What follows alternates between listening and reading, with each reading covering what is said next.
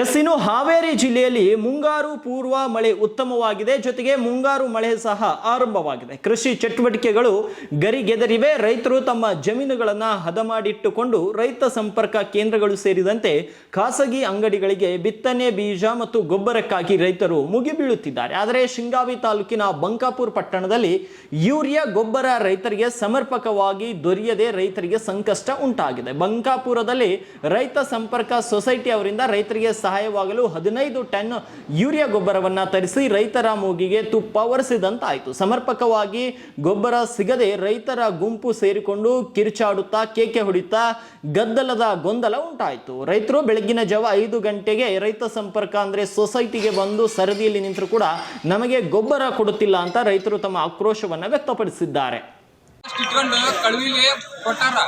ಕೊಟ್ಟು ಈಗ 20 ಚೀಲ ಅಷ್ಟೇ ಇಟ್ಕೊಂಡು ಬೆಳಿಗ್ಗೆ 6ರಿಂದ 6 ಗಂಟೆಗೆ ಪಾಳೆ ಹಚ್ಚಿದ್ರು 1 ಚೀಲ ಗೊಬ್ಬರ ಸಿಗೋದಿಲ್ಲ.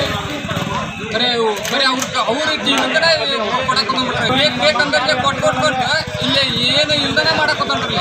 ನಾವು ಇದ್ದವ್ರ ಅವ್ರು ಎಷ್ಟು ಎಕರೆ ಹೊಲಕ್ಕೆ ಉತ್ತರಕ್ಕೆ ಉತ್ತರದ್ದು ಹೊಲ ಉತ್ತರ ಕೊಡ್ತೀವಿ. ನಾವು ಆಧಾರ್ ಕಾರ್ಡ್ ಅಂದ್ರೆ ಆಧಾರ್ ಕಾರ್ಡನ್ನು ತೊಗೊಂಬಂದ್ವಿ, ಈಗ ಉತ್ತರ ಅಂದ್ರೆ ಉತ್ತರ ತೊಗೊಂಬಂದ್ವಿ. ಅವ್ರು ಬೇಕಂದ್ರೆ ಹೇರೋದ ಕಳ್ಸೋದು ಮಾಡಿಬಿಡ್ತಾರೆ ಒಳಗನ.